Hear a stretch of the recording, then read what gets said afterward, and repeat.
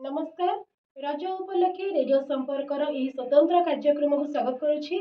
मो आरजे गायत्री। श्रोता बंधु कथारे अछि ना ओडिसा रे 12 मासरे 13 पर्व।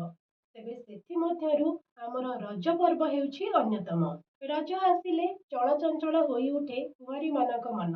रज आसे वर्षा भिजा माटीर सुगंधरे, रज आसे नुआ पोशाकरे, रज पानरे, पोड़ पिठारे आउ रज दोलीर कटमट शब्दरे। कारण रज हेउछि आनंदर पर्व, श्रृंगारर पर्व। तेबे रज तो समस्तଙ୍କ ପାଇଁ, ପିଲାଙ୍କଠୁ ନେଇ ବୁଢା ପର୍ଯ୍ୟନ୍ତ ରଜ ସମସ୍ତଙ୍କ ପାଇଁ ଆନନ୍ଦ ଉଲ୍ଲାସ ଆଣି ଦେଇଥାଏ। କିନ୍ତୁ ଏହି ରଜରେ ଝିଅମାନେ ଟିକେ ଅଧିକା ଖୁସି ହୋଇଥାନ୍ତି। ତେବେ ସେମାନଙ୍କ ଖୁସିକୁ ଆଉ ଟିକେ ରଙ୍ଗୀନ କରିବା ପାଇଁ, ଆଉ ଟିକେ ସୁନ୍ଦର କରିବା ପାଇଁ ରେଡିଓ ସମ୍ପର୍କ ପ୍ରସ୍ତୁତ କରିଛି ଏହି ସ୍ୱତନ୍ତ୍ର କାର୍ଯ୍ୟକ୍ରମ। ଆଜିର କାର୍ଯ୍ୟକ୍ରମରେ ଆମ ସହ କିଛି ଝିଅମାନେ ଅଛନ୍ତି। ସେମାନଙ୍କ ସହ ଆଜି ଆମେ ବହୁତ କିଛି କଥା ହେବା ଏବଂ ଜାଣିବା ସେମାନେ ରଜକୁ କେମିତି ପାଳନ କରନ୍ତି ଏବଂ ରଜରେ କଣ କଣ କରନ୍ତି। ଆଉ ରଜ ବିଷୟରେ ସେମାନେ କଣ ସବୁ ଜାଣିଛନ୍ତି ତାହା ଜାଣିବା ପାଇଁ ଆମେ ସେମାନଙ୍କ ସହ ଖେଳିବା ପ୍ରଶ୍ନୋତ୍ତର କାର୍ଯ୍ୟକ୍ରମ। ଆଉ କେବଳ ଏତିକି ନୁହେଁ, ଆମେ ସେମାନଙ୍କ ଠାରୁ ରଜ ଗୀତ ମଧ୍ୟ ଶୁଣିବା। ତେବେ ଆଉ ଡେରି ନ କରି ଚାଲନ୍ତୁ ସେମାନଙ୍କର ପରିଚୟ ଜାଣି ନେବା ଆଉ ଆମର ଏହି କାର୍ଯ୍ୟକ୍ରମକୁ ଆଗକୁ ନେବା। ତୁମ ସମସ୍ତଙ୍କୁ ଆମ ରେଡିଓ ସମ୍ପର୍କର ଏହି ସ୍ୱତନ୍ତ୍ର କାର୍ଯ୍ୟକ୍ରମକୁ ସ୍ୱାଗତ ଜଣାଉଛି। ଧନ୍ୟବାଦ। ତେବେ ତୁମମାନଙ୍କର ପରିଚୟ ଟିକେ ଆମର ଶ୍ରୋତା ବନ୍ଧୁ ମାନଙ୍କୁ ଦେଇଦିଅ। ନମସ୍କାର, ମୁଁ ସଙ୍ଗୀତା ପରିଡ଼ା, ଆମ ଘର ମୁରଦାବାଦ।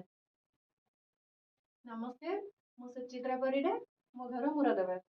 नमस्कार, ମୁଁ ସ୍ମିତାଲି ବରାଡ଼ା, ବାଲିଆପଦାରୁ ଆସିଛି।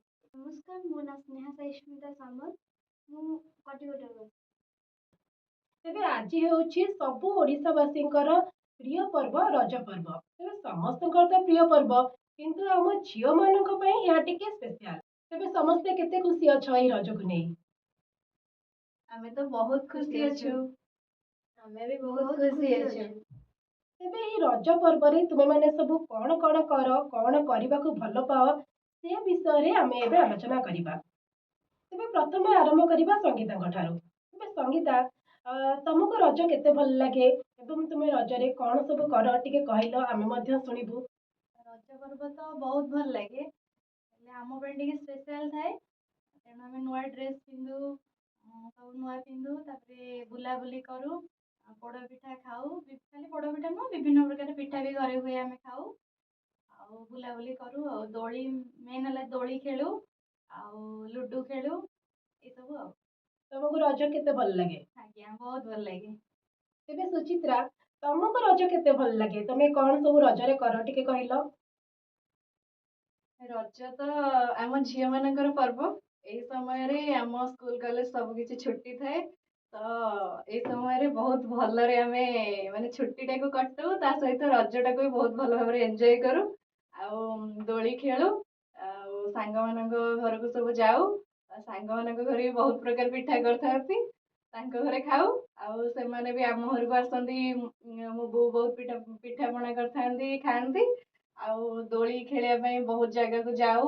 ଏବେ ତ ଚାରିଆଡେ ଦୋଳିର ମାନେ ବହୁତ ପ୍ରକାର ଦୋଳି ଗୋଟେ ଜାଗାରେ ଖେଳି ହଉଛି, ତ ଆମେ ଗୋଟେ ଗୋଟେ ଜାଗାକୁ ଏମିତି 3 ଦିନଟା ରଜରେ ପଳଉ, ଖେଳି ବୁଲିକି ଆସୁ। ଆଉ ବହୁତ ମନ୍ଦିର ବି ବୁଲାବୁଲି କରୁ, ଆଉ ଦୋଳି ଖେଳୁ, ରଜ ପାନ ଖାଉ, ପୋଡ ପିଠା ଖାଉ।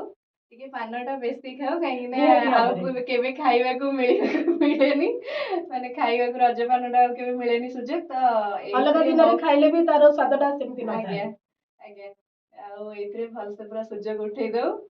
ଆଉ ଏ ତ ଆମର ଝିଅ ମାନଙ୍କର ବହୁତ ମାନେ ସବୁଠୁ ବଡ ପର୍ବ। ଆଉ ସବୁ ପର୍ବ ମାନେ ଝିଅ କୁଆଁରୀ ମାନଙ୍କର ସବୁଠୁ ଭଲ ପର୍ବ କହିଲେ ରଜ ପର୍ବ। ରଜ ତ ସେଇଥିରେ ନୂଆ ଡ୍ରେସ୍ ବି ହୋଇଥାଏ।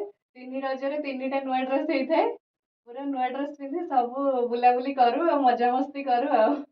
ଯାହା ହଉ ସୁଚିତ୍ରା ବହୁତ ଭଲ ଭାବରେ ରଜକୁ ଏନ୍ଜୟ କରନ୍ତି ଜଣା ପଡୁଛି। ତେବେ ସ୍ମିତାଲି, ତମ ପାଇଁ ରଜ କେତେ ଇମ୍ପୋର୍ଟାଣ୍ଟ ଅଟେ? ତମକୁ କେତେ ଭଲ ଲାଗେ ରଜ ପର୍ବ ଆଉ କଣ ସବୁ କର ତମେ ରଜରେ?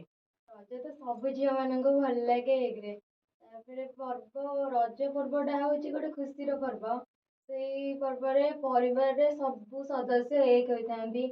ତା ଦେହରେ ସବୁ ଘରର ଯେତିକ ଝିଅ ମାନେ ସବୁ ନୂଆ ଡ୍ରେସ୍ ପିନ୍ଧନ୍ତି। ତାପରେ ବହୁତ ବୁଲିବାକୁ ଯାଆନ୍ତି, ପରିବାର ମିଶିକି ଯାଆନ୍ତି। ପୋଡ଼ପିଠା ରଜର ମେନ୍ ପିଠା ହୁଏ ପୋଡ଼ପିଠା।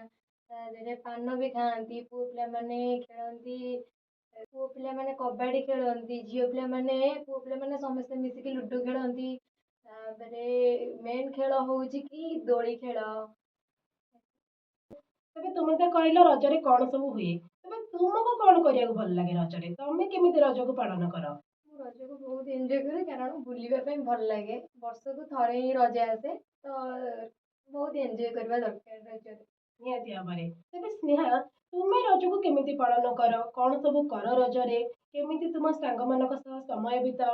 ଟିକେ ସେ ବିଷୟରେ କହିଲ। ତୁମ ଯୋଉ ସାଙ୍ଗମାନେ ଅଛନ୍ତି ସେମାନେ ବି ଶୁଣିବେ, ଆମେ ମଧ୍ୟ ଶୁଣିବୁ, ଆମର ଶ୍ରୋତା ବନ୍ଧୁମାନେ ମଧ୍ୟ ଶୁଣିବେ। ରଜରେ ତ ସମସ୍ତେ ବୁଲିବାକୁ ଯାଆନ୍ତି। ମୁଁ ବି ଯାଏ ମୋ ସାଙ୍ଗମାନଙ୍କ ଘରକୁ, ତାଙ୍କ ଘରେ ବୁଲିକି ଆସେ। ସେମାନେ ବି ଆମ ଘରକୁ ଆସନ୍ତି, ପୋଡ଼ ପିଠା ବି ଖାଆନ୍ତି। ରଜରେ ତ ବହୁତ ଭଲସେ ଦୋଳି ବି ଖେଳୁ, ପାନ ବି ଖାଉ, ବହୁତ ଜାଗା ବୁଲିବାକୁ ଘର ଲୋକଙ୍କ ସହିତ ବି ଯାଉ।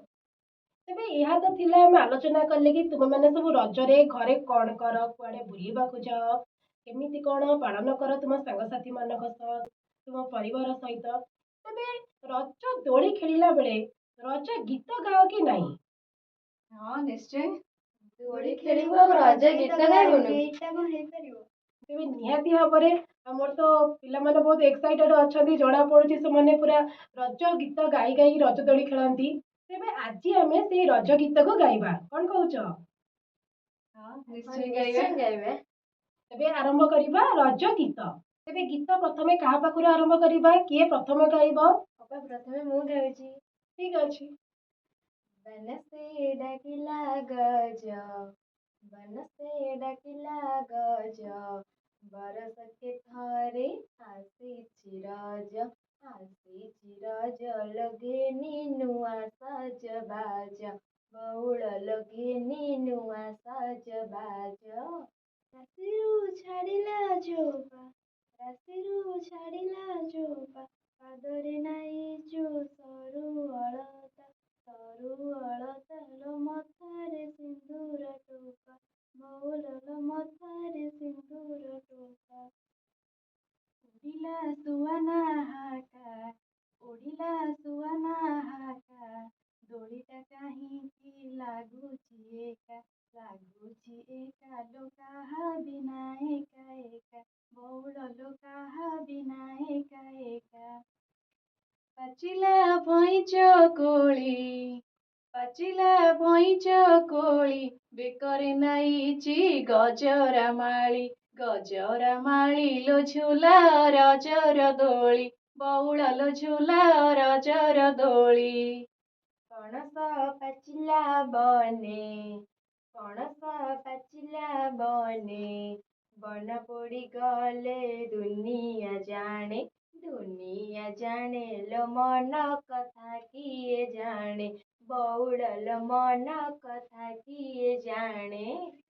ଶଙ୍ଖ ମଲମଲ ଗିନା, ଶଙ୍ଖ ମଲମଲ ଗିନା, ଦରଦ ଚିହ୍ନେଲୋ ଦରଦି ସିନା, ଦରଦି ସିନା ଲୋ ବଣିଆ ଚିହ୍ନେଟି ସୁନା, ବଉଳ ଲୋ ବଣିଆ ଚିହ୍ନେଟି ସୁନା। ନିମ୍ବର ବୁକେ ଚନ୍ଦନ, ନିମ୍ବର ବୁକେ ଚନ୍ଦନ, ଦେବତା ଗଢ଼ିଲା ନାରୀ ଜୀବନ, ନାରୀ ଜୀବନ ଲୋ ଦେଲା ତହିଁ ଯୌବନ, ବଉଳ ଲୋ ଦେଲା ତହିଁ ଯୌବନ।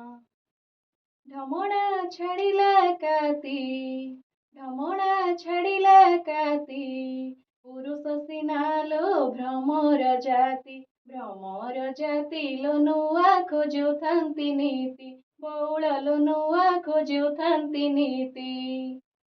ଚାନ୍ଦରେ କଳଙ୍କ ଚିହ୍ନ, ଚାନ୍ଦରେ କଳଙ୍କ ଚିହ୍ନ, ନବ ଯୌବନି କିଆଁ ଗୁମାନ, କିଆଁ ଗୁମାନ ଲୋ ଆସିଲେଣି ଜୀବଧନ, ବଉଳ ଲୋ ଆସିଲେଣି ଜୀବଧନ। ପୋଖରୀ ତୁଠ ପଥର, ପୋଖରୀ ତୁଠ ପଥର, ତତେ ଦେଖିଥିଲି ବାଲି ବନ୍ଧରେ, ବାଲି ବନ୍ଧରେ ଲୋ ଆଖି ଥିଲା ଏଣେ ତୋର, ବଉଳ ଲୋ ଆଖି ଥିଲା ଏଣେ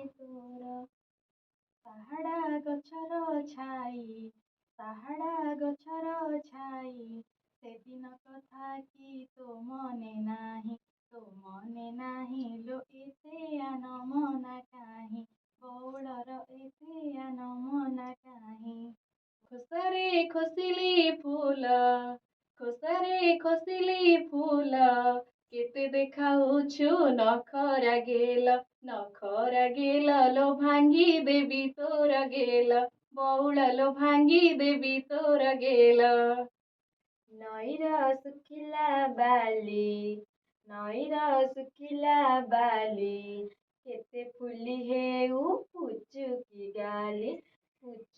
ଗାଲି ଲୋ ଦେଖାଉଛୁ କେତେ ବେଲି ବଉଳ ଲୋ ଦେଖାଉଛୁ କେତେ ବେଲି ବାଜିଲା ତିଲିଙ୍କି ବାଜା ରସିକ ଜାଣିଲ ସ୍ନେହର ମଜାରେ ସେ ସିନା ମୋ ମନ ରଜା ବଉଳଲ ସେ ସିନା ମୋ ମନ ରଜା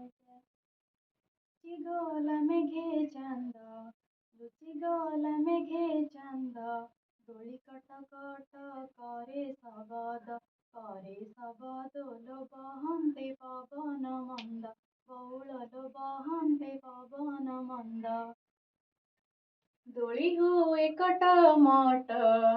ଦୋଳି ହୁଏ କଟ ମଟ ମୋ ଭାଇ ମୁଣ୍ଡରେ সোনা ମୁକୁଟ ଲୋ ଦିଶୁଥାଇ ଛୋଟ ଛୋଟ ବଉଳ ଲୋ ଦିଶୁଥାଇ ଛୋଟ ଛୋଟ ପର୍ବତ ଜଳେ ନିଆଁ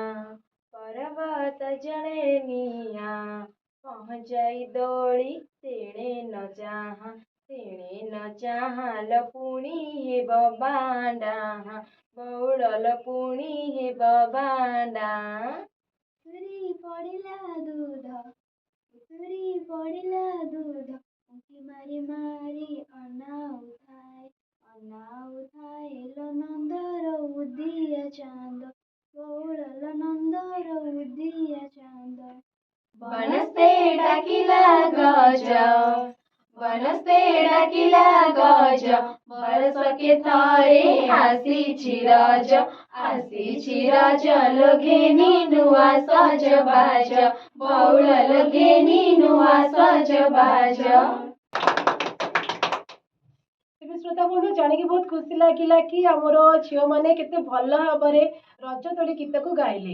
ତେବେ ଶ୍ରୋତା ବନ୍ଧୁ ଆଜି ତ ସମୟ ହେଇଗଲାଣି ଆଜିର ଅଧ୍ୟାୟକୁ ଏଇଠି ରଖିବା ଆଗାମୀ ଅଧ୍ୟାୟରେ ପୁଣି ଥରେ ଦେଖାହେବ ଏବଂ ଆଗାମୀ ଅଧ୍ୟାୟରେ ଆମେ ଗୋଟେ ପ୍ରଶ୍ନୋତ୍ତର କାର୍ଯ୍ୟକ୍ରମ ଏଇ ଝିଅମାନଙ୍କ ସହ ଖେଳିବା ଏବଂ ଜାଣିବା ଆମ ଝିଅମାନେ କେତେ ଭଲ ଭାବରେ ରଜ ବିଷୟରେ ସବୁ ଜାଣିଛନ୍ତି।